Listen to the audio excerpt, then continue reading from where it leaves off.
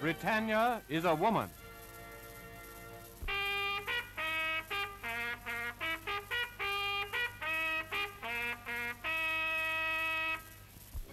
In this hour of need, she is ready to share burdens old and new. But for all appearance, she is thoroughly womanly, for an army must be fed and women must cook that men may fight. An army's accounts must be kept. Britannia in uniform releases men for more urgent duties. She's in the Navy, too, and the Women's Auxiliary Air Force.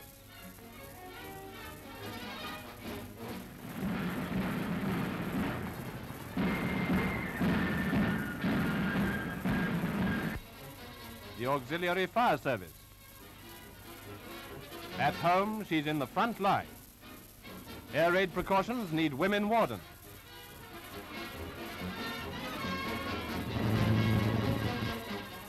But surely the most romantic job is held by these girls who pilot planes from factories to the Air Force. It's the first time such a job has been done by women in any part of the world in war or peace. And thousands are in that picturesque service, the Women's Land Army. All these women have earned the right to wear their badges. And this war has added a new one, WVS, Women's Voluntary Services. In a government building in London are the busy headquarters of this body. Here, the chairman, the Dowager Marchioness of Reading, inspires, directs, and leads an organization of ever-increasing magnitude which undertakes almost any civilian job a woman can do, from looking after a baby to coping with an outsized lorry. We women have made up our minds to play our parts in winning this war. For even though the part we may be able to play is not spectacular, it is well worth doing. Each in our own way, we are helping to lay the foundation on which a new world may be built after the war is won. My wish for us all today is that we should have faith to carry on steadfastly for as long as we need to do so, that our determination and courage in that faith should remain intact to continue the work and fulfill our undertaking.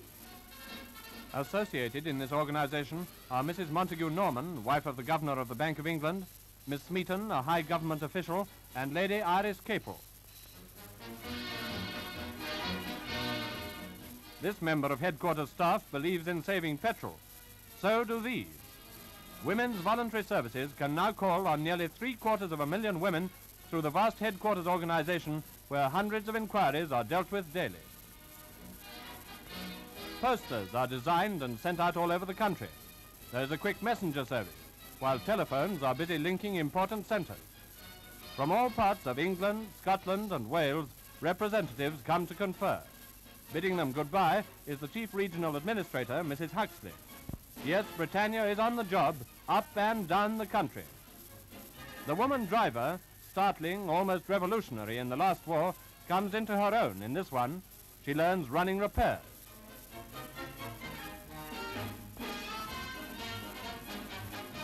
She learns map reading, and she's ready to drive anyone, anywhere. A member of WVS is chauffeur to Admiral Evans, perhaps better known as Evans of the Brook, a high official in the air raid defense of England's capital.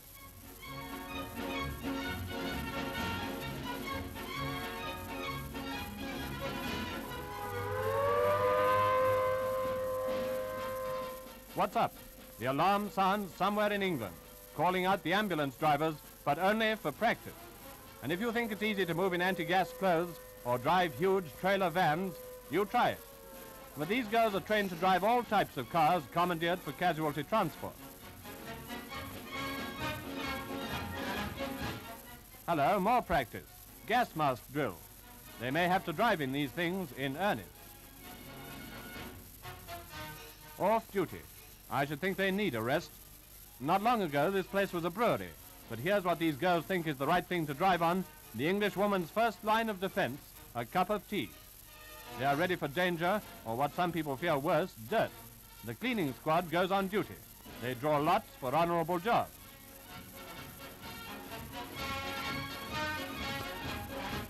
In this war, woman's work, old and new, finds many a meeting ground. A modern girl driver brings material to be sewn by busy hands, woman's war work from time immemorial. Throughout Britain, women are making garments and comforts for the fighting forces and for the wounded. In a famous London house, in peacetime, the scene of many a ball or magnificent reception, women staff a hospital supply depot. With almost professional skill, they cut out, sew, sort, and pack. London's lovelies forsake fashion for hygienic white overalls. Hello, someone's late. The Duchess of Westminster. She pays a fine which goes towards buying more materials. But she makes up for lost time. Here she is with Lady Maud Carnegie, cousin of the King, being shown how to use the cutting machine. Nowadays, women's oldest work is done by newest methods. This machine cuts out 60 garments at one time. Yet again, old and new meet. In the historic Royal Hospital, Chelsea, the refuge founded more than 220 years ago for aged soldiers, Lady Knox, the wife of the governor, runs a hospital working party. A many-tailed bandage is tricky sewing.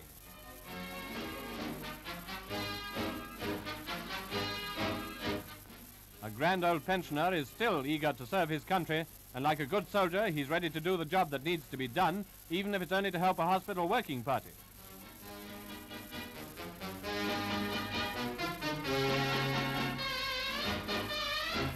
Chelsea Hospital, haven of rest for fighters of older wars, factory of comforts for fighters in this one. And here's another such factory in the heart of England, where village workers gather regularly for hard work, dressed in their practical white overalls. Another late arrival. But she's soon busy also helping to roll bandages.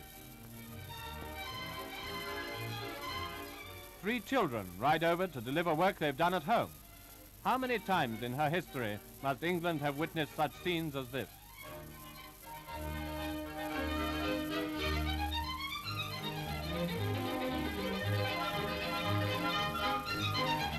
And this. The old lady on the right was the first in her village to volunteer. Factory, garment makers and machinists give up their spare time to do their everyday work without pay for their country.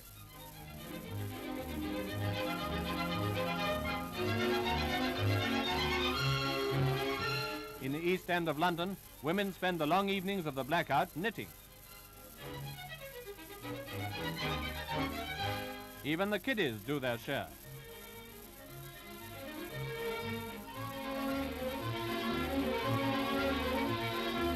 These children are following the tradition of their Scottish ancestors, whose reputation for shawl making is world famous.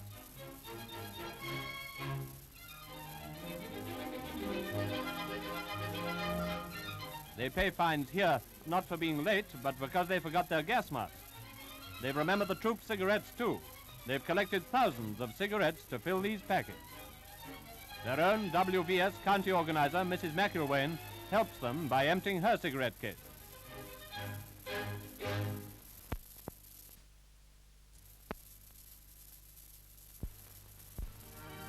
At the home of Mr. Walter Buckmaster, one of the world's best-known polo players, equipment is kept for the local first aid point, which has been cleared from the village hall to accommodate a recreation room for the troops. So these women are trained to collect and set up equipment within 7 minutes from the sound of the alarm. They follow the car down to the village hall. They unpack equipment, hot water cans and bandages. They set up the beds.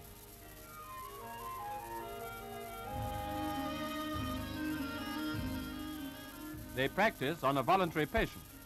Stretcher bearing is done by men, though many women train for emergencies. An auxiliary nurse accompanies the patient to hospital. Oh, don't leave her out.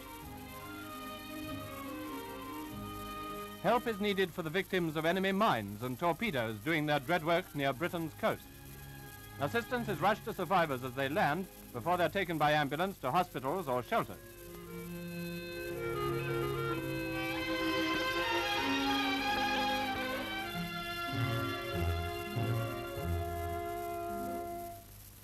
Passengers and sailors of neutral and allied ships welcome the warm coverings and hot drinks provided by members of women's voluntary services.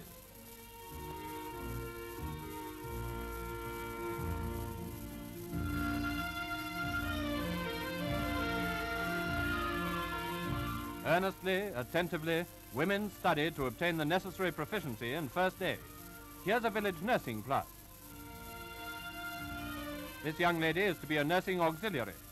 Enrolling with one of the famous orders, St. John's, the British Red Cross, St. Andrews, or with the WVS, she must attend lectures.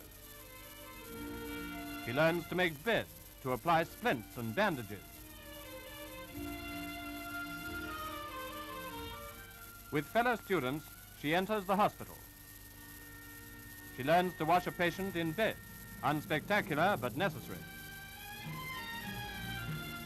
At last, her great day comes, an operation. Our young nursing auxiliary can't actually assist, but she prepares and sterilizes instruments. Enrolled under the Cross of St. John, she serves her country, she serves humanity. Perhaps this is woman's greatest work. And in time of war, the great service of nursing is rightly recognized as perhaps second only to that of the fighting forces. The work of healing is carried on in surroundings old and new. Nurses stand by on river steamers, not long ago packed with pleasure seekers.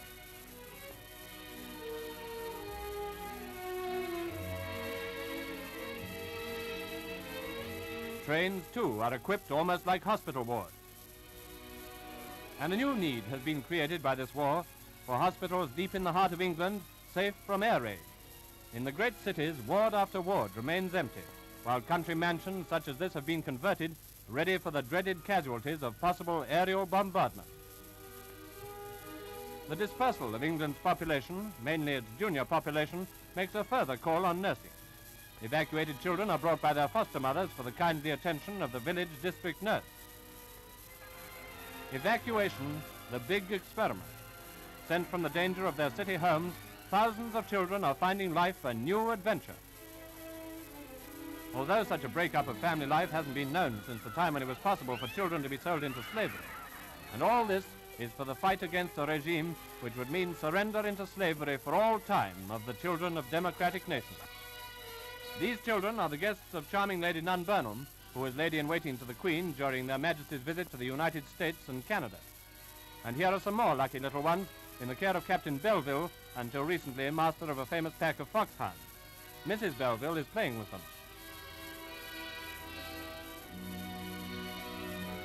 Happy kiddies. They don't seem to know there's a war on, which after all is just what's wanted. Here a little child I stand, heaving up my either hand, for a benison to fall on our meat and on us all. Amen.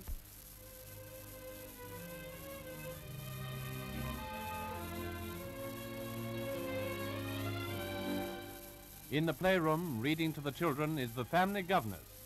Once upon a time, but they haven't all got literary tastes, evidently. Nanny, too, has been recalled to active service. Babies, says Nanny, can't give me too many of them. This is certainly woman's most traditional work. But not only in the stately homes of England do we find these evacuated children, cottage as well as castle welcomes them. Mr. Williams, the host of these two girls, has served his country both as soldier and sailor, was wounded in the last war, and is proud that as a foster father he can still do his bit.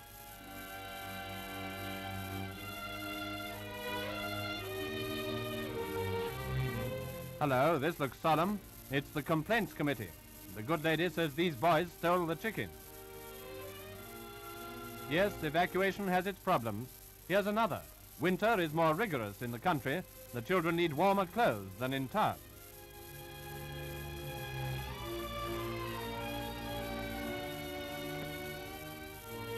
And war requires the fitting of something more grim than a hat.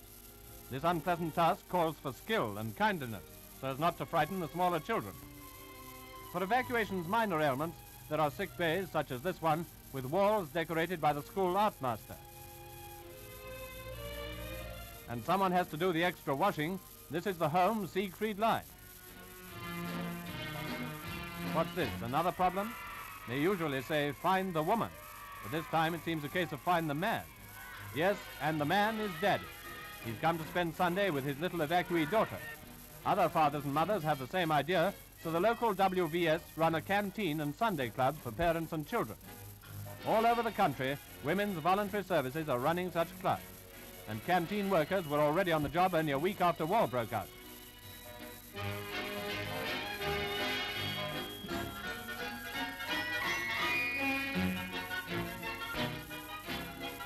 In many places, children come during the week for their midday meal. It's a special boon where the foster parents have to be at work at that hour or need a little rest from their whole-time war jobs of caring for their young charges.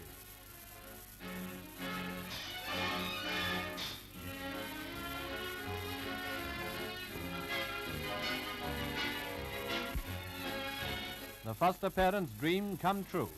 He'll take all the trouble of looking after little brother onto his own shoulders.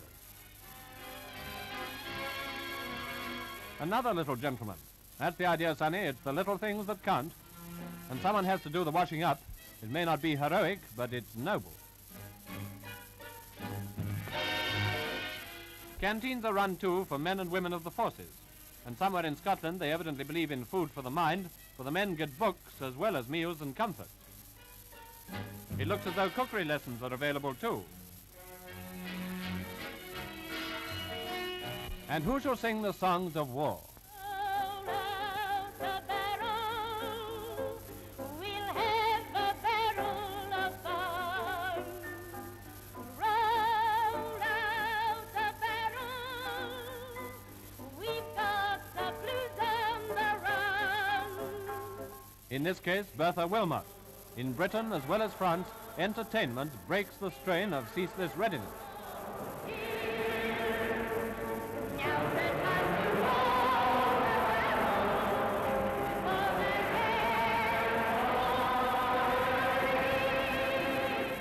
Yes, women have answered the call to the last note. And the fountain of inspiration to all is the First Lady of the land, Her Majesty the Queen. With true understanding, Her Majesty keeps close contact with every gallant effort, great and small. Could simplicity and charm ever have been better displayed than when the Queen took lunch with 500 evacuee children? And to the women of England, let us voice a tribute in Her Majesty's own words.